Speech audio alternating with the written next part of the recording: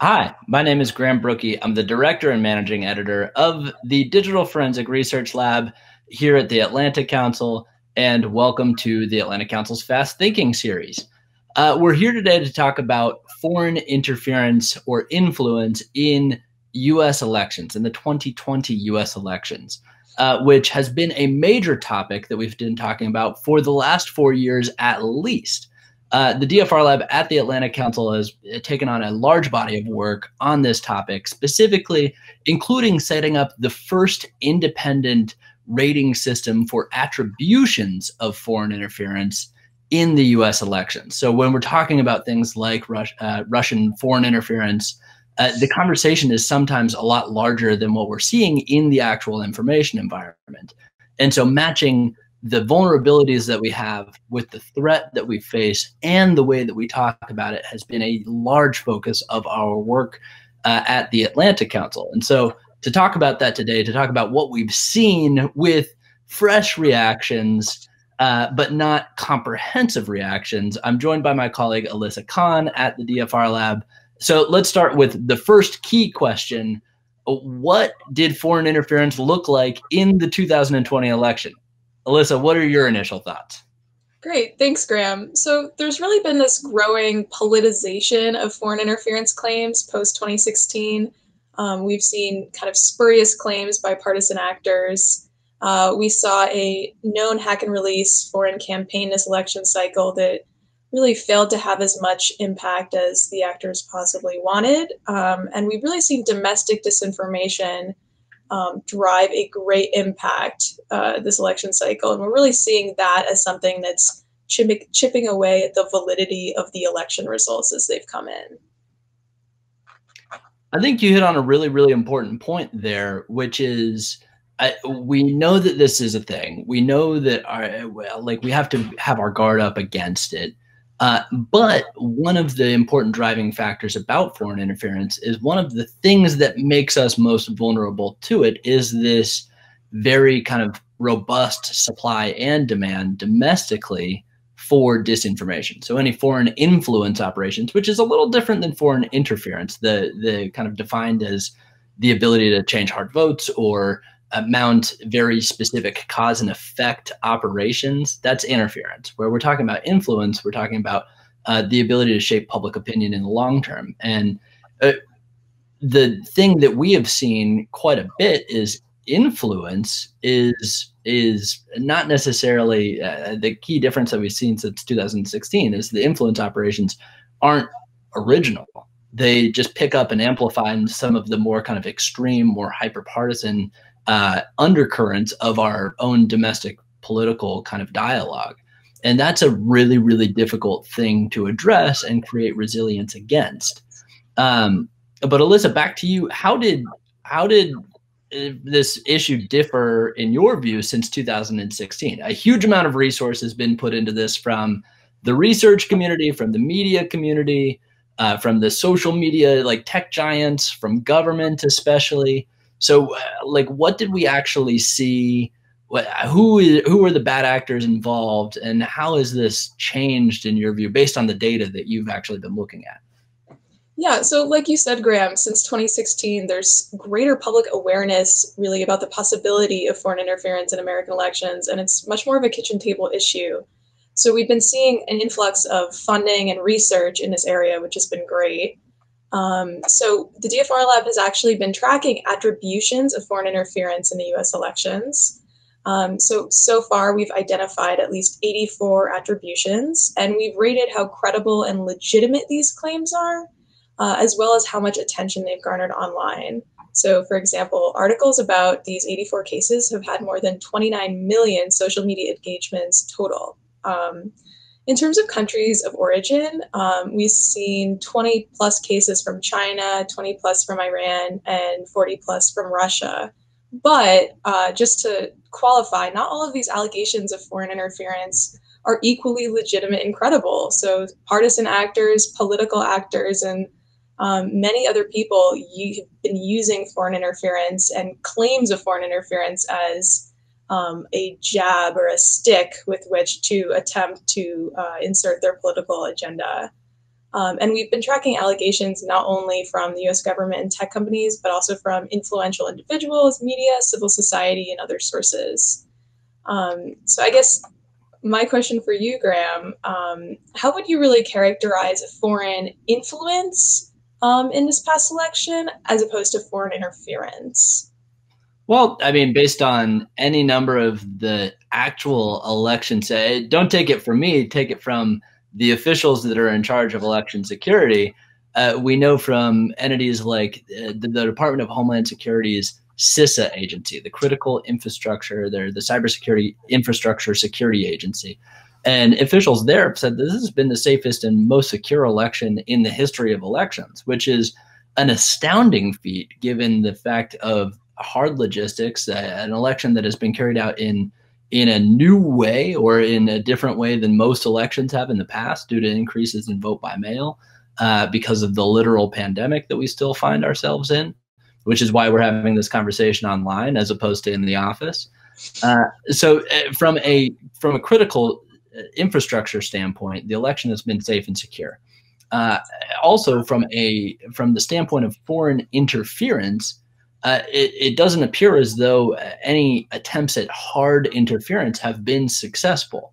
And we know that because of a number of disclosures throughout the entire election cycle, dating back to as far back as 2018, like the very, very first days of this election cycle, directly after the 2018 midterms.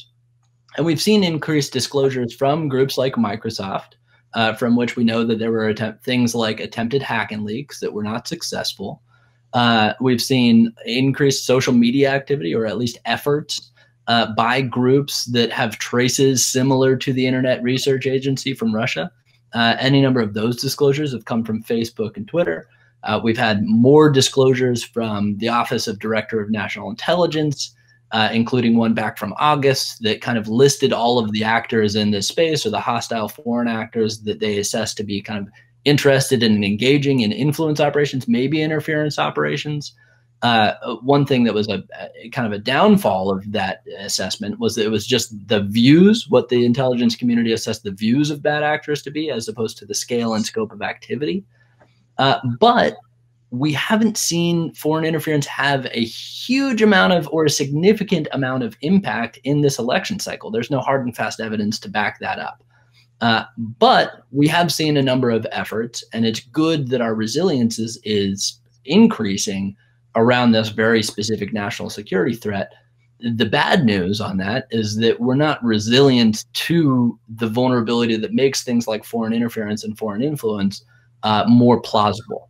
And one thing that we have seen that has had a significant amount of interaction or engagement online over the last few weeks is, frankly, not covert influence operations, but rather overt influence operations. Things like very, very aggressive or not necessarily fact-based media coverage from state media like RT and Sputnik or Ruptly. And an example of that is using B-roll of very violent protests and saying, oh, well, this is the streets in the United States right now, which isn't true, but it doesn't look like Russian state media, but B is Russian state media, and C is not based in fact. It's telling a story that's not true. It doesn't bear out. And we expect to see more of that. So that's kind of the range of things that we've seen. That's kind of the range of actors that we've seen. But it all drives back to this kind of core component of what is going on in a thing that is much harder to talk about and build a consensus on that isn't foreign interference. And that's what makes us vulnerable to foreign interference. So Alyssa, back to you.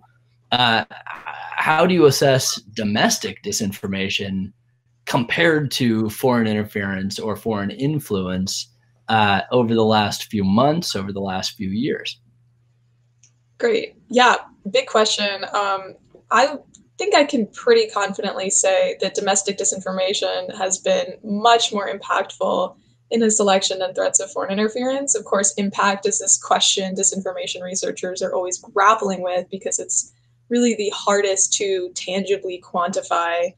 But we've really seen false information, particularly about voting, about ballots, electoral fraud, really spread widely, both online and offline. So narratives like Trump having won the 2020 election, there having been massive fraud perpetuated by Democrats. Stop the steal is a great example. And these domestic narratives are coming from a range of sources, partisan media, politicians, different influencers. And en masse, they're really concerning because they discredit the validity of the election results. They chip away at the perceived legitimacy of the next presidency. And the offline impacts we've been seeing, the Million MAGA March that just happened this past weekend. I think we may be seeing more of that in the coming months offline. And that's sort of a way to see the true impact of online harms offline. So one question that I would add to that for you is, have we seen a category that we would call meta misinformation about foreign interference? And to put a fine point on that, have we seen domestic misinformation about the threat of foreign influence in this election cycle? And kind of how do we think about that? How do we measure that? How do we guard against it? Yeah, we've absolutely seen false narratives that have been driven domestically about how there were foreign actors involved in our election, foreign actors involved in fraud, foreign actors who are driving different social network sites or that are behind the ballot harvesting, et cetera, et cetera. And there's this really pernicious sort of paradox, I think, where it's great that foreign interference is now a broader kitchen table issue that you can talk about with your family and friends. But at the same time, we have to be really mindful that there is a double kind of side, a double-edged sword to this issue in that not all claims are equally legitimate. So what we've been trying to do with the foreign interference tracker we've been making at the DFR lab is assess those claims for credibility and legitimacy and bias because they are not all created equally.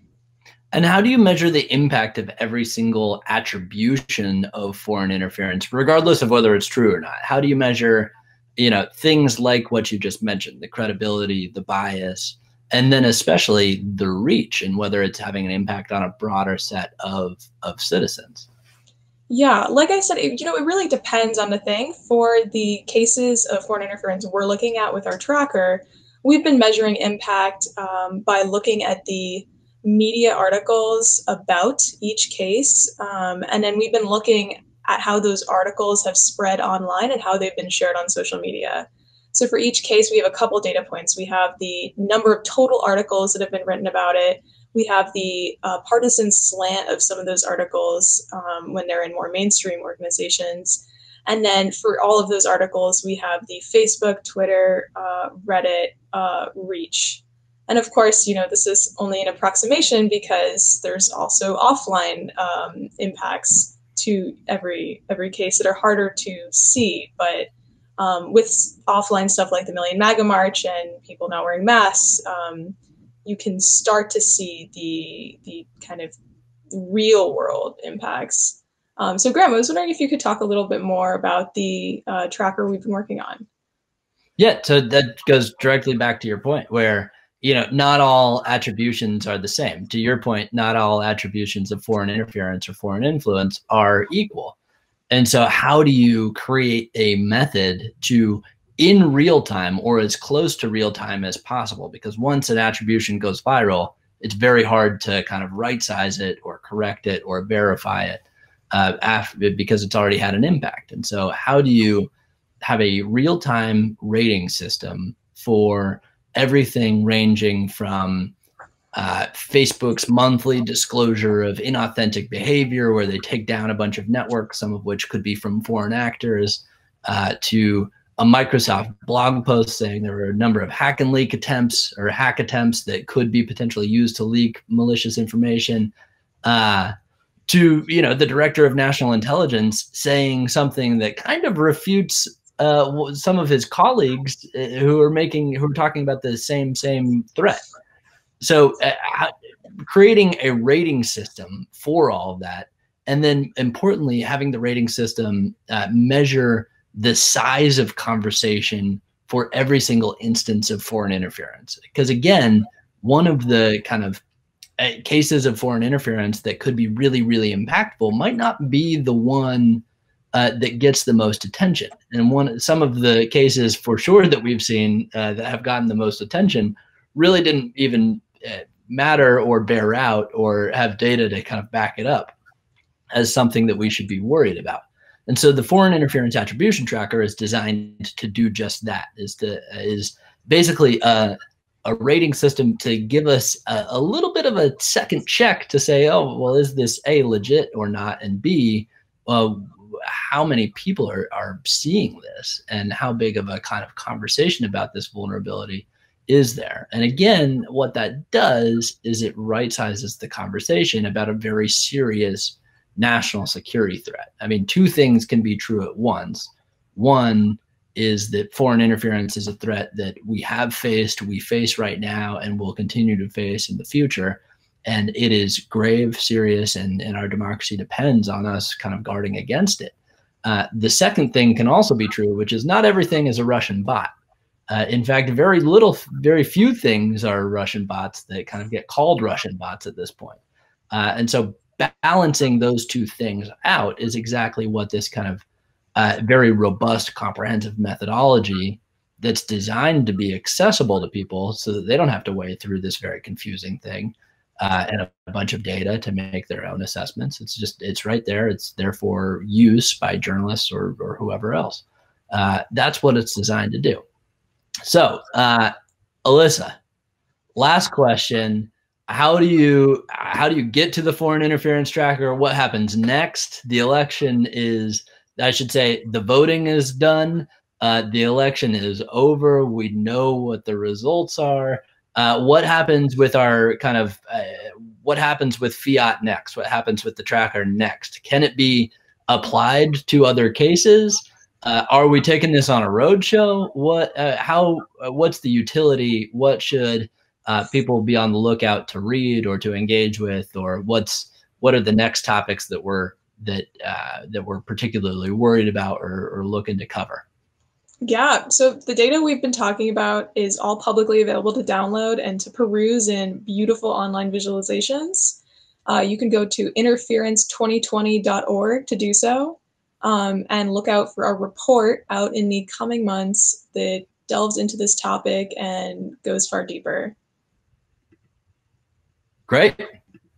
And again, it's one of those things that we'll have more information about, but is accessible now. And we're looking forward to, in the coming years, we're going to have more elections than this year for sure, 2018, 2020. For instance, 2024, we have 3 major elections all in the same year at the scale and scope that we've never seen before in the United States, in India, and elsewhere around the world. And so this is something this is a challenge that is not going away.